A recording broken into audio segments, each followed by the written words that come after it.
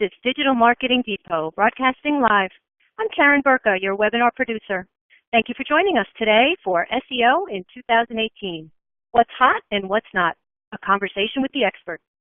Our experts today are Eric Anga, founder and CEO of Stone Temple Consulting, and Marshall Simmons, founder of Define Media Group. Our sponsor today is Search Marketing Expo, which has been the leading conference for SEO and SEM professionals since 2007, helping thousands of marketing practitioners from across the world succeed with their search marketing endeavors. Our dedicated SEO, SEM, and retail track offer proven tactics to effectively attain your search and e-commerce goals. You can join us at our next event in San Jose, California on March 13th through 15th, 2018. We've got an exclusive offer for our attendees today, so stay with us because we'll share the link toward the end of the webinar. Remember to register before December 16th to get the best possible rate. Now, before I turn the webinar over to our speakers, I want to tell all of you a couple of things. If you need some help or have a question for our speakers, just use the Ask a Question box and we will do our best to help you. If you want to share content from this webinar, there are social media buttons on the right side of your console. We've also got links under the Resources tab to SMX registration information and the latest edition of our SEO MarTech Intelligence Report. We are going to hear a lot of great content today, so I wanted to let you know we are recording this broadcast and we will make it available for viewing on demand this afternoon. I'll send an email when it's ready. All right, with that business taken care of, let me make some formal introductions. Eric Anga was named both U.S. Search Personality of the Year and Search Marketer of the Year in 2016.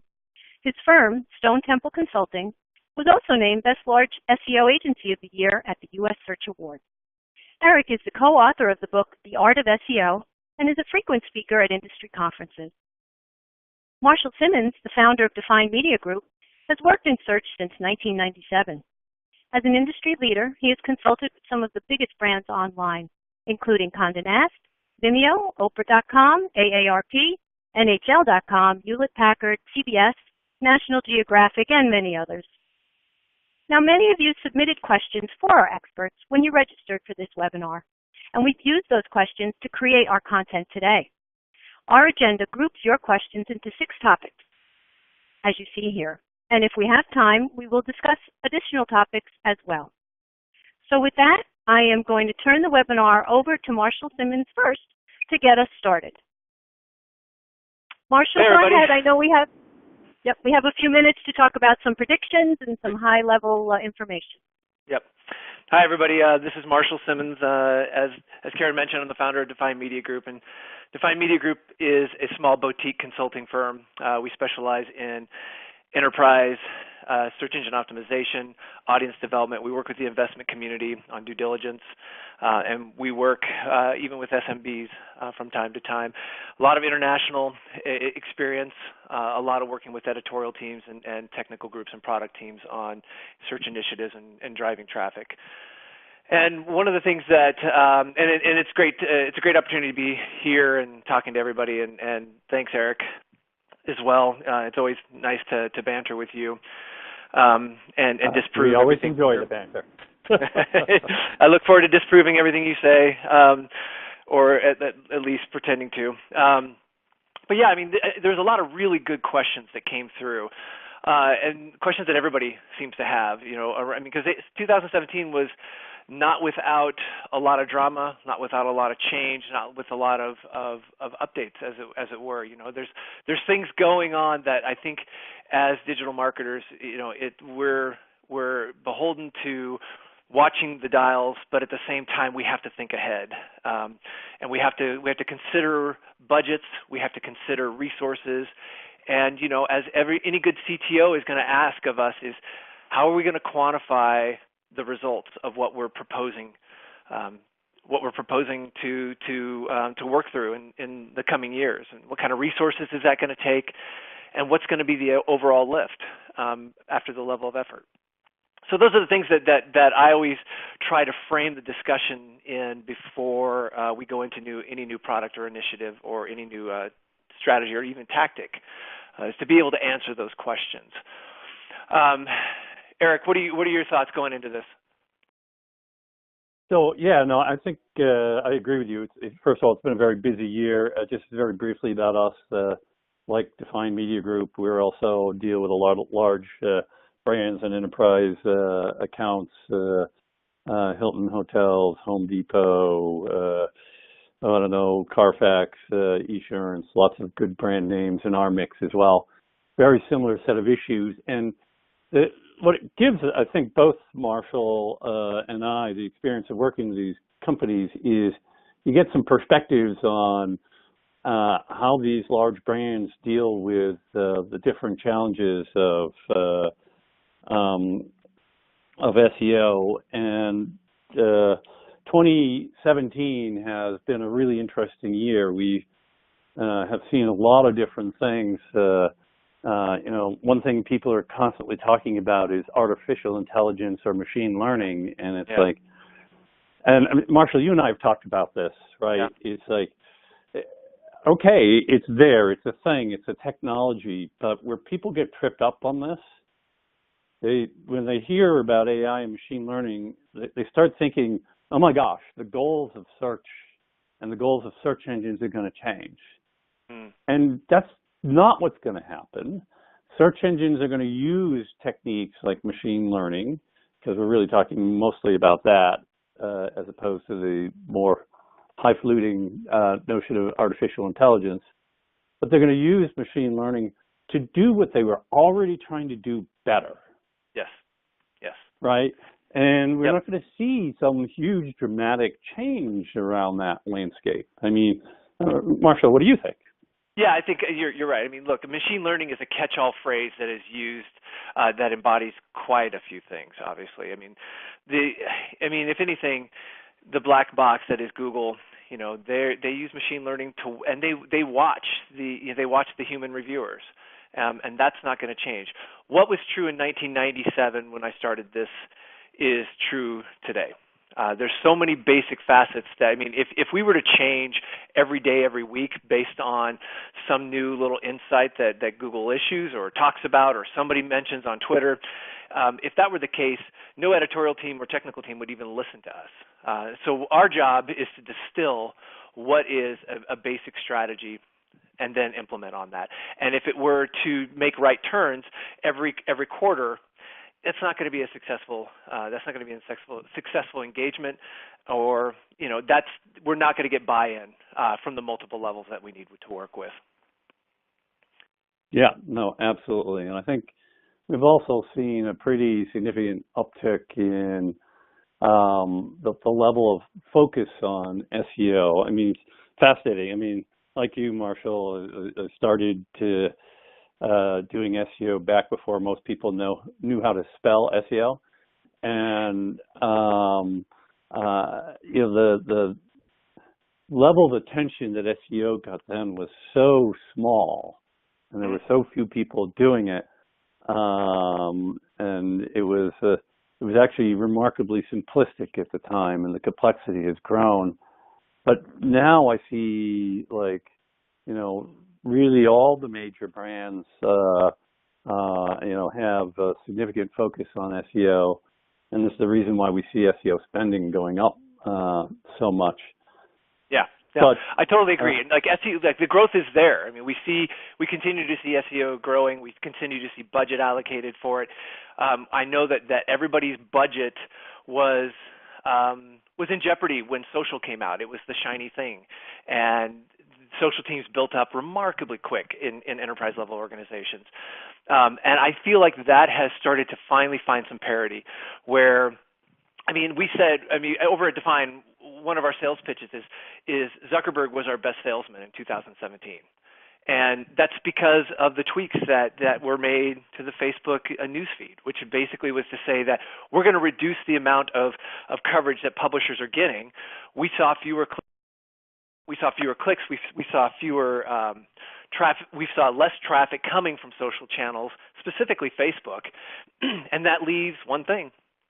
That leaves the search budget. That leaves us, and they've all come back because search is going to be the priority. The primary traffic driver will continue to be the primary traffic driver, into 2018 and beyond. Yeah, no, I think that's absolutely true. And I think through the rest of our chat today, I think we're going to cover a lot of the big areas, Yeah.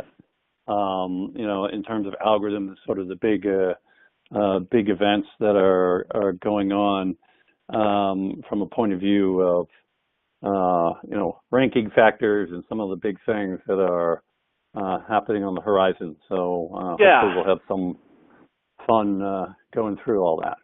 And I can't guarantee that Eric's jokes are going to get better, but I know that we're going to cover a lot of really important topics. I mean, you guys sent in a ton of questions that we had to go through and distill. So thanks a lot for that. I appreciate the extra work, everybody. We don't have enough to do towards the end of the year, but they were really good questions that we were able to pull out. But overwhelmingly, one of the first ones that we were hit about is the updates, the algorithm updates.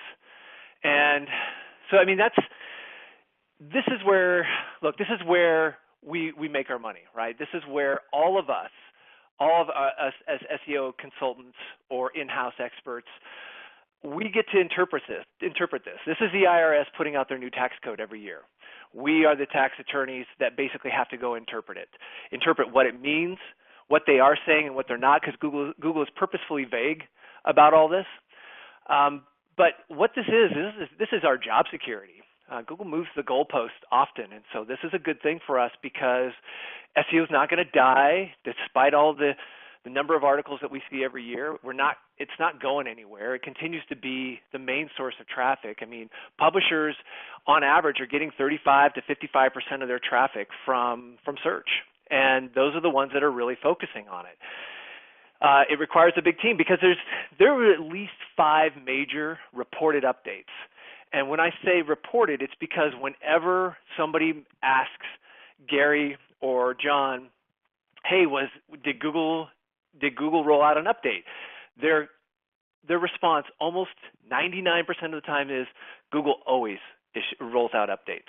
Google is constantly updating. That's their MO, and that's their standard response. But there's truth to that because we saw, again, 5 major updates, and the most recent one was in late October or even 2 weeks ago. November 15th, I think, was the last tracked one. So there is constant updates. Yeah, go ahead. Sorry, Eric. Oh, no, I was just confirming. I said, yup, when you said November 15th. Yeah, there's... But the thing about these updates that's interesting is that you go read the buzz online, what people are saying, what they're about. Every single time there's a little burp in the Google algorithm, even to more granularity than the 5 major updates you referred to, Marshall. Basically they're all, everybody's saying, oh, it was about content quality. Okay, that's really helpful. So it's kind of funny how we've gotten to that. And that, to me, ties back to that machine learning conversation. What's Google going to use machine learning and other algorithm changes to do? They're going to use it to do a better job of finding the best content to surface in the results. So, they probably were. And these rollouts are batched now. Google is very smart about that. So we can't roll back and look at actually what's changed because they're including so many changes, multiple changes in every rollout, and that's smart. I mean, I don't fault Google for that. Could they be more transparent? Absolutely. Because we have to communicate to upper management. But we've seen they've been targeting unnatural links, spam, pop-ups and interstitials. They quietly hit affiliate sites. Nobody's been really talking about that, but affiliate sites have been hit significantly in the past 12 to 18 months. We've seen, a substantial increase in featured snippets. Dr. Pete over at Moz just reported about that and how featured snippets are actually changing and rolling into knowledge graph results, which is Google's attempt to keep you on their site to sell you more ads. That makes sense as well. I see local listings increasing. Video, if you have a chance to do video right now, that is a huge opportunity. High quality video. We almost see that in about 30% of all search results. The top stories module continues to get inserted for anything that's breaking or even remotely trending. So if you have the opportunity to get into Google News, you absolutely should, because that box upsets all the typical rankings. One thing I thought is interesting to talk about is that a few years back, Google does not give a lot of information about their updates, obviously. But one thing they said a couple years ago was they've found over 30 trillion URLs, and they crawl 20 billion sites a day, and they're processing 100 billion searches every month. There's our opportunity. There's niches all over in there, right? But one thing they did say is the Google search team has made 665 improvements this year already, and this was in June of a couple years ago. So if you think about that, there are 2 major minor changes happening a day. And I think we can all see that. I can run a query on the West Coast, and Eric can run one on the East Coast. I'm in Idaho. Eric, you're in Georgia, is that right? No, Massachusetts. Massachusetts, my bad. In Massachusetts, and we can run separate queries, and we're going to see different results. And that's Google's constant testing that's happening. But therein lies the opportunity. No, absolutely. And I think maybe we could slide into sort of the ranking factors part of the agenda to build on what we've talked about so far. And I've already alluded to it with, machine learning and these algorithm updates we've been talking about being things that are driving Google's ability to improve their ability to evaluate content quality. And one of the things that I'm really fond of saying all the time is that every single person on this phone, on this webinar right now, right, including Marshall and I, are underinvested in building out content, high quality content on our sites. It's where it's going, right? By the way, content might mean videos, as Marshall suggested. I agree, it's a huge opportunity. It can involve any number of different things, but if you aren't working on making your site the best response to user queries as evaluated by humans, then the algorithms in the end are going to hurt you. And if you are investing in that, excuse me, the algorithms are going to help you in a very, very big way. So to me, when I actually yesterday, I filled out a response to one of those requests I get from time to time to provide some SEO tips for 2018. And my first tip is invest more in content. And I don't even care how much you're investing now. Invest more. Yep. Yeah, I mean, I look at this and ranking factors, if I were to boil these up, boil these down, I don't know what the analogy is there. If I were to surface some of the main ones, it's link speed and AMP.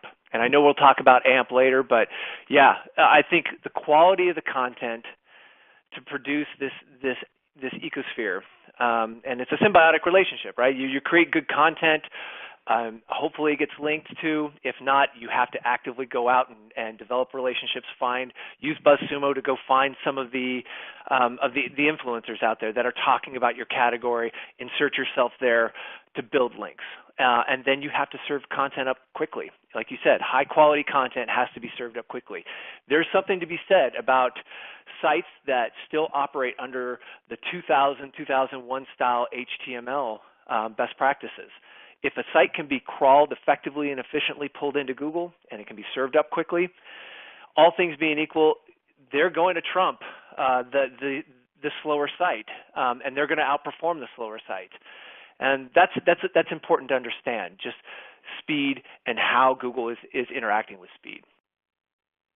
Yeah, and then one of the other things to think about on the ranking factor side of things is, lots of companies publish different kinds of ranking factor studies where they look at the correlation between some factor out there, which might be links to your page, it might be use of keywords and title tag, it might be how many people arrive at your page as a result of what we call direct traffic, where they effectively just type in your URL.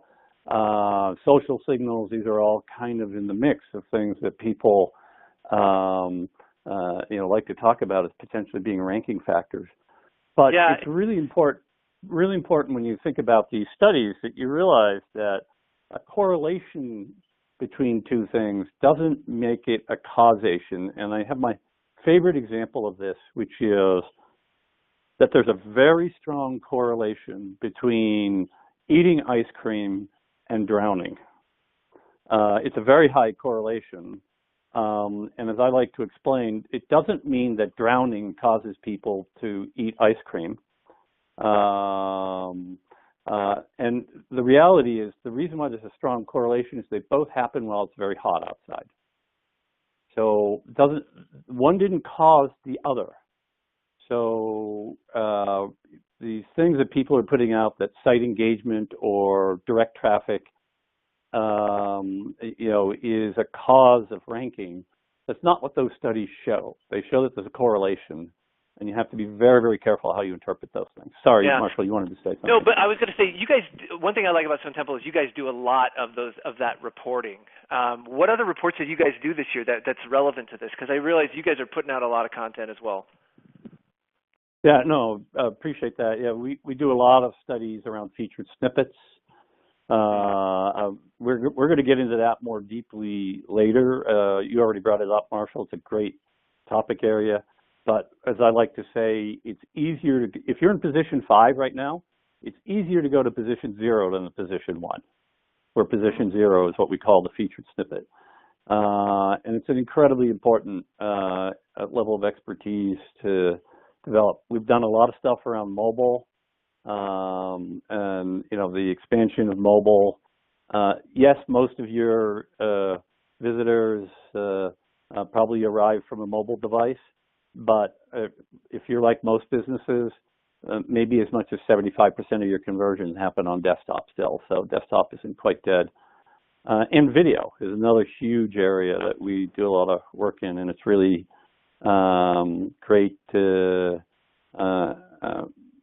a great area to explore, and you did a great job bringing that up earlier, Marshall. People have no idea how much opportunity there is in video. And they get worried about it because in the world of video, the thing is that if somebody's on YouTube, they're not on my site, they can't convert. Yeah, but if 30% of the SERP for the queries you're trying to rank for is occupied by a video, you want someone watching your competitor's video, yours. You know what I mean? Yep. I want to watch it mine, Eric. There you go. Excellent. So that's really a really great thing. But so I'm curious though, Marshall. What do you think of the first few things that you have people looking at on a site from a ranking factors perspective? Or like when you're trying to get them going. We're looking just to make sure that we're looking for the egregious errors first and foremost. Indexation is the number one problem that we see. So, Define Media Group. So we're looking. So we are working with about 157 different publishers. It's about 100. We'll say 160 across about 80 different categories. So when you're talking about millions and millions of pieces of content on a site like the New York Times, there's 22 million pieces there. How do you effectively and efficiently get into the search engines? That's the first step always is indexation. What is inhibiting indexation? Where are those ice dams that you need to thaw to encourage quick indexation? And how do you pay attention, and you should be paying attention to link flow? What happens when a crawler comes in the homepage, comes to the homepage? How do they traverse the site? How does a user traverse the site? And more importantly, when a user comes into a side channel or a search engine follows a link into a side channel, what happens? What's available to the user to manage engagement metrics, to enhance engagement metrics, but also what happens to that crawler? Can that crawler quickly and easily get at other content, crawl things that are in that topical area quickly and easily? And so indexation first and foremost, and then we look for egregious errors. Yeah, well, that makes a lot of sense. And as I already talked about earlier, I'm really a big proponent of getting people to work hard on their content. and expanding on the comment I made about featured snippets a moment ago, it's incredibly important to start learning how to get featured snippets for your site. And that actually adds an extra layer of what you have to do to be seen as a purveyor of great content by Google.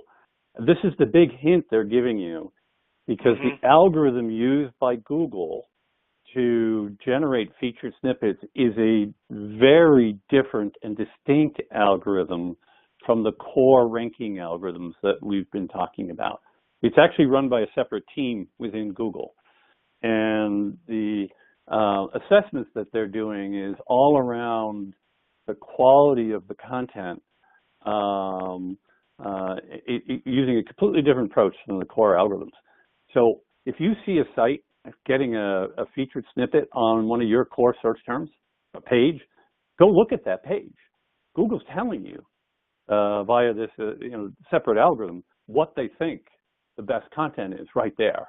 And that's a huge, huge hint. But I was really interested in the things that you were talking about. You were mentioning the crawling aspects of things and the infrastructure of your site and the crawlability and all that sort of stuff. Do you have a favorite tool, Marshall, that you use for approaching that? That's a good point.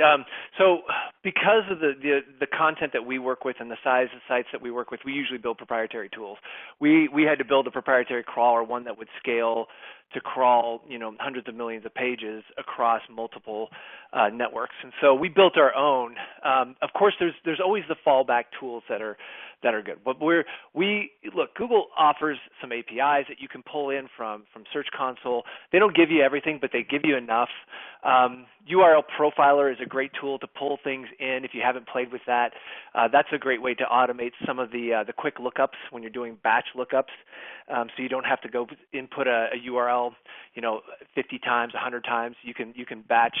You can do some batch lookups.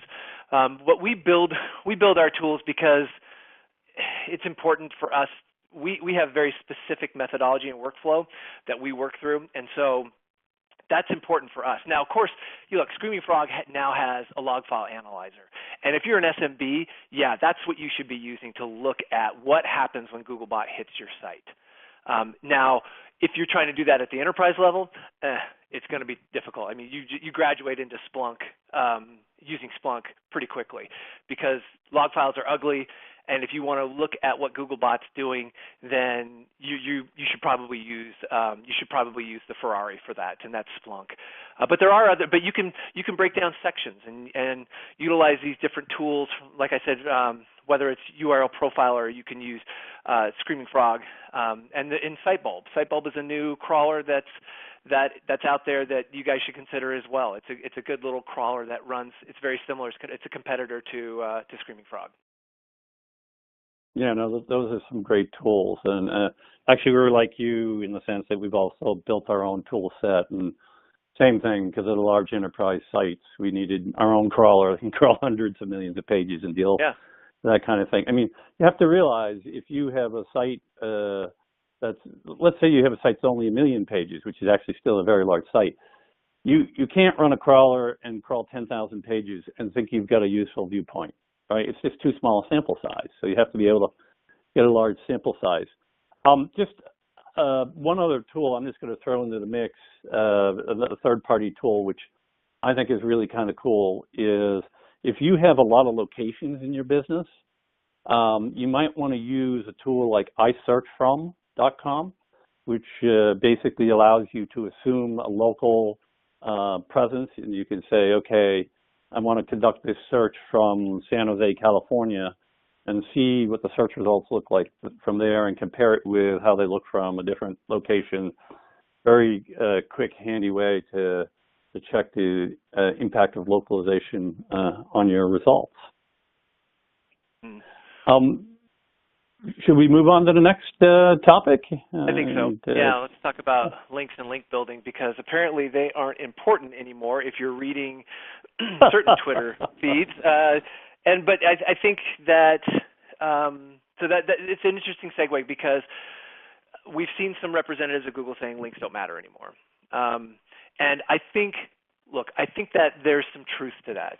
There's also, I think we can also say without hesitation that, yeah, they still do matter. They matter a lot. We can prove it. You can prove it. Anybody can go out and see which sites create critical mass in a breaking news situation, and that's usually based on links and sharing. That said, I think Google's ambition is to finally move away from that.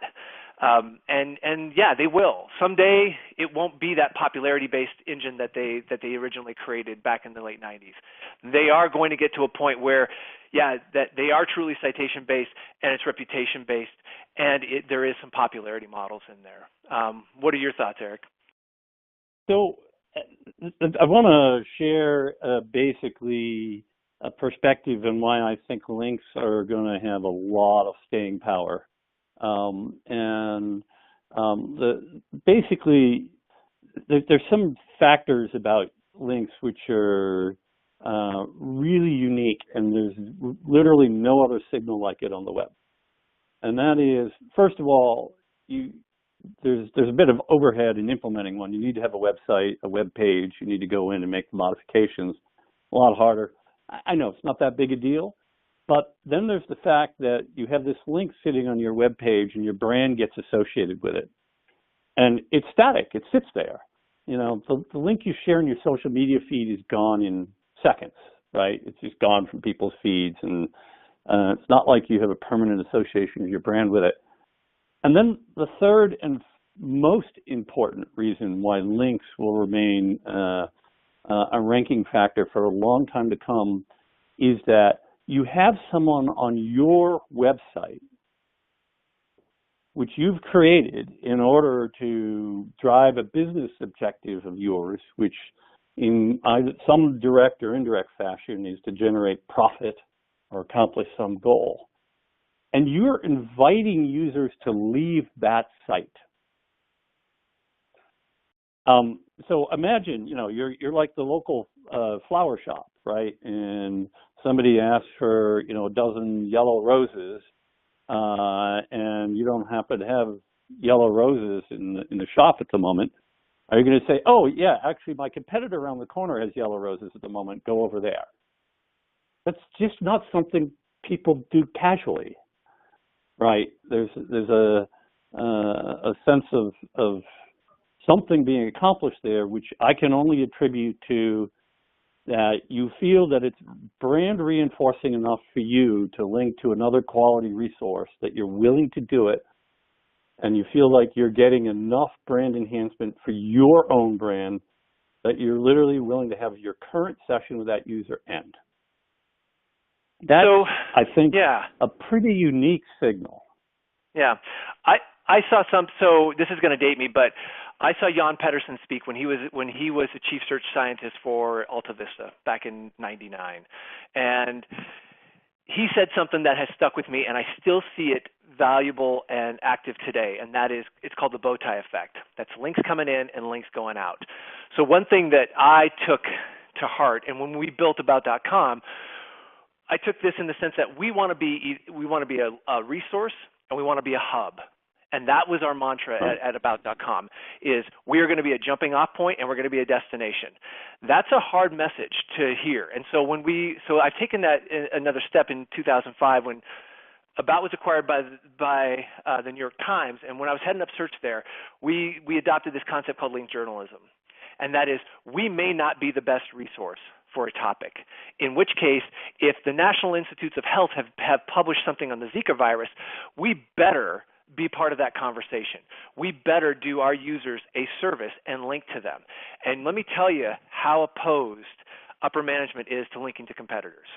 And it's not necessarily a competitor as much as it is a resource, because one thing we have to consider is one, it's okay to link off-site. And number two, it's really okay to link to a competitor if they have a good resource as well, because what the engines want to see, and this gets back to your point as well, is why links are so powerful, is because they want to stay in a topically relevant bucket. If they come into an article about Zika virus, they want to find inline links to other resources, cross-network or off-domain. And if they can do that, that's a positive signal. So what are you doing as an SMB for you, for your users, and your community? Now, that doesn't mean that you go out and you, like you said, Eric, you don't necessarily have to link to the florist down the corner on the corner. But what is another way that you can be a resource? What is a way that you can be that jumping off, that hub, or you can be that resource, that hub, and that destination at the same time? That's how our approach has always been around link journalism and linking in general, and finding ways even for small and medium businesses to really get a foothold, because it's hard for them. It's hard when there are big brands that they're playing against. Yeah, no, there's no question that it's hard for them. And then when you start thinking about, all right, if I want to attract attention to my site and get links to it, it's so important today to view it more holistically, and this really ties into what you were just saying, Marshall, which is that it isn't just about getting a whole bunch of different sites to implement links to you, but it's about the nature and the quality of the conversations you're creating about your brand in the process, right? And we do have confirmation from Google of late that having mentions of your brand can also impact what you rank for based on the context in which those mentions are made. So let me just unravel that with an example. Yeah, what the hell did you just say? So let's say you have a site that sells blue widgets, and your pages talk about selling blue widgets, but nowhere on your page do you mention that you sell repurposable blue widgets. I'm making this up on the fly, so that's why the example is so weak. But in any case, but let's say 5 other sites actually talk about how repurposable your blue widgets are.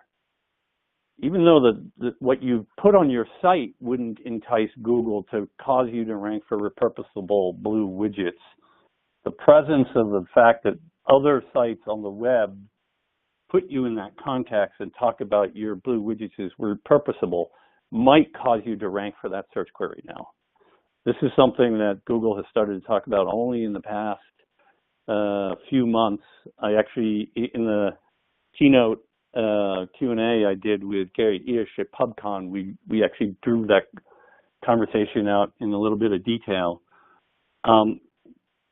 So this is why I talk about not just getting links to your site, but actually building a dialogue about your brand online. Even for a small business, you want to be having people talking about you in the context of you're the best dry cleaners in Framingham, Massachusetts, or whatever case may be. Because if we look at what links have done in the past, so, thanks to demand media, we got 10,000 different ways to boil an egg, and we got content churning, and out of that we got badges, and we had GoDaddy putting. We went back to awards and badges at the bottom of every page as a way to build links unnaturally, and then we got Panda. And Panda put a stop to all of that unnatural link building. I think as tactics are concerned, you have to look at it from a social lens. You use some of the tools out there, like the BuzzSumos of the world, to find out where the conversation is happening first, and being a genuine member of that. Now, those are platitudes. There's a little bit of a hyperbole in there, but that's seriously the approach that you have to take from a link building standpoint. There is no harder job online than link building. Maybe data entry, but link building is the most arduous, thankless, hardest thing to do to build a reputation. But you do that through participating in the community and finding where those communities exist first and foremost. There's no way to game this. Now, look, the spammers are going to say, sure, you can. And of course you can. You can churn and burn lots of sites. But if you are talking about tactics, you're going out there and using the social tools to identify where the conversation is happening first. And then you're taking your existing backlinks and you're running them through Ahrefs. You're looking at your competitors and you're downloading their backlinks and you're running them through URL Profiler, looking for unnatural links on your site and on your competitor site to look for where there are opportunities, and also where where there's negative signals. And so those are things that we need to be doing as search marketers to make sure that we have a clean bill of health, so to speak. We're identifying where the conversation is happening based on competitive analysis that Ahrefs and Majestic will give you. We're running those through and constantly checking with URL Profiler, considering possibly looking at a disavow file within Search Console, and being very careful with that. Your mileage may vary, but being very careful with how you disavow links. But you're constantly having to maintain that. That should be a monthly engagement as far as reporting to upper management where that bench line is or that benchmark is. Is your link your portfolio, your backlink analysis, is that growing? Is that stagnant? Is your competitors growing? Is theirs stagnant? If so, there's opportunity there, but you should be measuring success based on what Ahrefs and Majestic is telling you about your site. Yeah, no, absolutely. And as we've both been saying, you got to think about this really strategically. It can sound like platitudes. You were right about that, Marshall. But the reality is, if you stop thinking about it as driven solely by trying to drive SEO results and have a bit broader vision as to how you're managing a conversation about yourself online, yeah, that's just the right place to approach this. That doesn't mean you shouldn't be SEO smart at the same time and use some of the tools that Marshall was referring to, the Ahrefs, Majestic, URL Profiler, and tools like that. To discover opportunities. You should, but you've got to view the whole thing holistically. That's right. Because links beget go ahead. links beget your domain authority, your reputation, and Google may not agree with that, but that's what it is. You usually see the sites with the most links winning out. When we do our competitive analysis, we look very specifically at what is that backlink profile versus ours. What is that? Do they have more domains that are linking? What's the power of those domains? Which domains are there that we could potentially go partner with and maybe syndicate content to? Those are very important because that dictates your reputation, and domain equity and your domain authority and your link equity that you are receiving and passing on in that bow tie effect is extremely important. And we can measure success based on that as an SEO. Yep, absolutely. Do you want to talk mobile? Because I think it's probably the most important thing that we can be doing right now. Yeah, no, absolutely. And, we have this thing announced by Google, their mobile first initiative. And, it's this idea that rather than basing their rankings and their index on a crawl of desktop formatted pages, they're going to do it based on mobile formatted pages. And what most people don't realize is the reason behind that is that Google was having a situation where a desktop page might have a 400-word piece of content on it, which might have talked about 8 different concepts, say, related to the page. But the mobile version of the page might only have 2 of those concepts covered. And so what was happening to Google, and still happening today because they haven't finished fixing this yet, is that somebody might search on one of the 6 concepts that's in the desktop article, but not in the mobile article, but they're doing it from a mobile device, and the user would click through to the page, and since they were getting the mobile page, they didn't get the content that they had searched for, yet Google had returned the page. And this was a search quality problem for Google. And there are other flavors of that problem, but that's one of the main versions. So what most people don't realize also is that this hasn't happened yet. They've begun some low-level testing of this with a very small percentage of pages. But the problem is that for sites out there, especially sites with mobile subdomains, a lot of the times the pages are so different from the desktop pages that it could be a little bit of an apocalypse if Google just simply flipped the switch. Yeah, and history tells us that Google doesn't flip a switch. It's not like Right. that. It's not like it's not an overnight change that all of a sudden we're releasing this and we have a new master to bow down to. It doesn't work like that. Now, I'll disagree a bit. I've seen some differentiation in some of the mobile results and desktop results. I think that Google's been talking about this long enough that they usually don't unless it's out there. When they start talking about the mobile first index, so sure, I'm the first to say, like, they'll warn you about things that don't happen, such like HTTPS as a ranking factor or a Mobilegeddon. Those were a bit of a sham. They had the right idea, just the wrong messaging. They wanted to scare us into compliancy, and that's not the right reason to do that. But at the same time, we did start to see this mobile index start to appear in the sense that when we run searches and queries across, and I realize it's a little bit different than what you're saying, Eric, but when we see queries run on for a similar keyword in a similar location on desktop and on mobile, we're getting different results. And I think that's what you're talking about too, is the sense that there is this mobile first ideology that they have there. I mean, we know that Sergey was talking to their team and Larry was talking to their teams and said, if you are not contributing in the mobile environment, if you are not contributing to a mobile product, you're probably not going to have a job here for too long.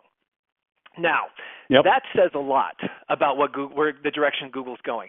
And so that woke us up when we heard that news, and we started looking at treating mobile as a different entity. So we see mobile growing. We're right now defined as we're tracking about 73 billion mobile visits, and we see some things happening. We see mobile outperforming desktop on certain queries. Not on every query, because desktop still is, we see that around 60% of the overall market share as it relates to search traffic. But mobile will surpass that every now and then on certain topics. Breaking news, for example. We'll talk about AMP, obviously, because we can't not talk about AMP. And then, of course, galleries. Galleries are still really doing well in mobile, but they've got to be served up fast. And so we're looking at progressive web apps. If you're paying attention, if you're hearing the PWA words, you should be paying attention to that, because that is going to emulate a mobile experience on your phone in an app type environment, whether you like it or not. And so now Safari hasn't gotten quite on board yet, but they're planning on having complete support for this next year. Chrome is going heads deep, but I think the big takeaway here is when we talk about mobile, we have to talk about speed. And mobile first basically means speed. And so, yes, we have this page speed test, we have Pingdom, we have all the other tools out there that you can look at, but you got to be paying attention to Lighthouse. Go install Lighthouse in your Chrome browser. That's how Google is thinking about mobile content. So while the page speed test will give you some really nice nuggets to copy and paste into an email and send to the CTO or to somebody heading up a project around the mobile initiative, Lighthouse. There is some really good tutorials about how to pay attention to the data that's coming out of there, because that breaks down the page at a code level that shows you where there's latency, where there's problems with the actual style sheets, where there's problems with rendering. And if you understand what Lighthouse is telling you, that's going to be very valuable to you and to your organization and to your career, because that will get you integrated at a technical level. And that's where I think SEOs have to be, because not a lot of us are technical. And it's okay. We have to be able to interpret, but you have to be able to understand some of these charts, and Lighthouse is one of those. Yeah, and while we're diving into mobile, we have to talk a little bit about AMP. And AMP is one of these things that they kind of they sort of butchered the way they launched it in some sense, in my opinion. And actually the folks at Google will say this too, because it got launched initially as a direct response to Facebook instant articles. And for that reason, it had a very news-oriented focus. And the news-oriented focus resulted in them building something out where you would have a regular version of your mobile pages, and you would have an alternate version of your mobile pages. And this would be an AMP page. where basically the idea it was much faster and much slimmer, sleeker design. 2000 potentially. HTML. Yep. Again, yeah, simple and, HTML. yeah, exactly, and that's what they went towards. But we have to get people thinking about AMP the right way, which is forget the AMP news carousel. Well, if you're a news site, don't forget it, because that's a huge reason to do AMP, and it will totally jack up your traffic. We did one case study where we saw a site get 70% increase in traffic because of the AMP news carousel. But if you're not a news publisher, AMP is just about buying into an open source approach to making your pages faster, period, right? It's not the only way to make your pages faster. If you have some other way and your dev team is up to it, and you can make your pages lightning fast, you don't need to use AMP. But if you want to have the advantage of working with an open source community, all of which are contributing to different techniques for improving page speed around the principles of AMP, then this can be a great way to make fast pages, right? Not everybody has the dev organization that's going to be able to independently build fast pages with something that they concoct on their own. So just to give you an example, we've handcrafted some pages here as part of a test at Stone Temple, where we had pages on the Stone Temple blog, which on average were 461 kilobytes in size. We implemented the same pages in AMP, validated AMP. They're actually live running AMP pages, so we know that they work. 141K for the same page. And by the way, the UI is virtually identical. Didn't give up a stitch of anything on the look and feel. So if you have the right mindset about AMP and you stop thinking about it as some construct that is about, it started out as the way it started for the news sites, because most people aren't media sites, right? Start thinking about it as just an open source methodology for making fast pages. And then I think you have the right mindset for AMP.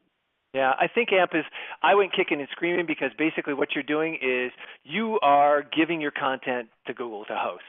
And that's anathema to what we're trying to do as publishers, to either keep you on site, to sell you advertisements, to get your email address, to get you to commit and pay for a subscription.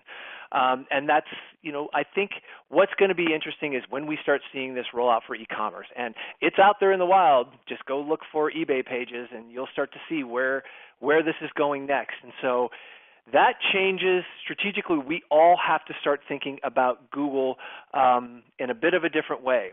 So AMP pages, sure, there's optimization that you can do around that. It doesn't deviate from the typical SEO best practices in the sense that you're writing for a mobile user, so make sure that you pay attention to character count because you don't have as much real estate.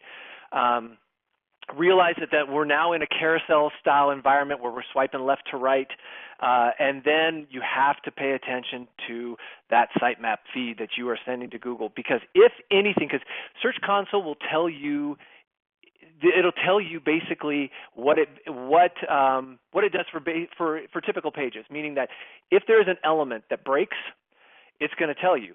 But if it breaks one little tiny element in the AMP code, for whatever reason, if it breaks, that page gets thrown out. It gets thrown out of the carousel. And so we came across a situation where the share button was broken, but you get one and you're done. And that's unfortunate. That's just how it goes right now. But to understand the nuance of how AMP works and how it can be successful for you, your job, once that feed is going out, is to monitor that thing on a daily basis, especially if you have a special promotion, if there's a breaking news situation, if you have a story or an article or a product that you need to push. That page has to be pristine. That code has to be pristine. If it breaks, they're kicking it out, and then you're relegated to links 1 through 10 below the fold in a mobile environment. AMP gets critical, and then there's the tracking aspect of it. And I think Stone Temple has a pretty good article about stitching and how to be able to track somebody when they're in the mobile AMP environment and when they're clicking out to another article that's not in the AMP environment. And you guys talked about that because it's it's a necessary evil. It's a little difficult, but I think it's important because you got to be able to track these refers and not double count. Yeah, so the thing you're referring to is a fix that some people refer to as session stitching. The nature of the problem that Marshall's referring to is if somebody's on the AMP page, they're actually on in the Google cache, they're actually on google.com, and then they click on a link to the next page, and and they arrive on your regular website. Well, the analytics running on google.com in the cache is not the same analytics that's running on your site, and those sessions don't naturally join together. And you have to go out of your way and do some things to patch that to fix it. So if you're going to do AMP and you want to track it, and you should, then you absolutely have to address this particular issue. Now, I know we have only 4 minutes, and I am going to stick one thing here about voice search, just so we can get the topic on the table. The thing about voice search, which is, I think, the most important thing for people to understand, is we're going to have an increasing number of queries. Andrew Ng of Baidu, by the way, believes it'll be up to 50% in 3 short years' time by 2020. User will speak their query, and the great majority of the time, they're going to receive a spoken reply. And they may, in fact, have a companion device with a screen which they can go look at if they want more information, but a very large percentage of the time, the user is going to be satisfied with the verbal spoken reply and move on. That means we're going to have a world where searches are changed from I enter my query and I get 10 or more results on a page and I can pick which one's best for me, to where I get 1. And if you as a publisher are not the one, you're out of luck. And this is one of the things that I believe is behind all the work that's going into featured snippets by Google. Because Google is implementing the featured snippets algorithm, in my opinion, in order to figure out how to get that one result to be as perfect as possible. How are you tracking? I mean, I'm curious about that specifically, about tracking. So, well, we're running one. First of all, we've done a lot of different tests in this area, but we're actually running one right now where we're monitoring a whole set of search results on a daily basis to see how featured snippets change. And we've seen some marketplaces where over a 90-day period of time, one site went from having 250 featured snippets to up to 3,000, back down to 500. Google is thrashing their way and collecting tons of data in order to do everything they can to, again, these are my opinions based on the data I've been looking at, to try to get to the best possible one perfect canonical result. They need it in the world of voice search. Yeah, it's interesting because I'm not doubling down on voice search yet. My time, and because I see it coming, I see people talking into their phone, and I get it. I think I still focused. I'm focusing on, if I were to prioritize, I'm focusing and prioritizing AMP and mobile before I look at voice search. Where are you in that, Eric? You know, I agree with you in terms of the priorities. That, you know, to me, it's about mobile first and it's about AMP first. Those are definitely the first 2 things that I concentrate on. But on the other hand, the voice thing is coming. And in the meantime, learning how to generate featured snippets helps you generate more traffic today in the current environment, even before voice comes, and preps you for the world of voice search at the same time. And that's my thinking on it. Yeah, I agree. I wish, look, we've got a lot to talk about outside of this, and I know that we're at time. We didn't talk about international. We didn't talk about enterprise SEO and how to deal with clients. If you're a vendor, if you are a if you're a consultant, and so there's lots. You should hit Eric and I up on Twitter. I'm at MD Simmons. And Eric, you're at Stone Temple, is that right? Yes, just the word Stone Temple, one word, at Stone Temple. But it's That's always it. nice. It's always a cool opportunity to do this with you, Eric, and I appreciate it. And Karen, how do you want to end this? Well, thank you so much. Let me go ahead, also Eric. briefly say, awesome to chat with you as always, too, Marshall. We have too much fun. Yep, but I think that's good. Go ahead, Karen. Great. Well, thank you so much. Yes, as you mentioned, we had so much to talk about today and so little time, and unfortunately we are out of time for today. I do want to thank Marshall and Eric for a very informative and timely presentation, and I want to thank our audience for all your great questions that you submitted to create this great content that we presented today. I want to offer a special thanks to our sponsor, Search Marketing Expo, and as promised, we are offering an exclusive 10% discount on registration to SMX West in March. So here is the link to register at the discounted rate. I'm going to try and also send the audience right there. Let's see if I can do that. Well, it's not quite letting me proceed. So go ahead and jot down this link to get your exclusive 10% discount. That's all for our broadcast today. We look forward to seeing you next time right here at Digital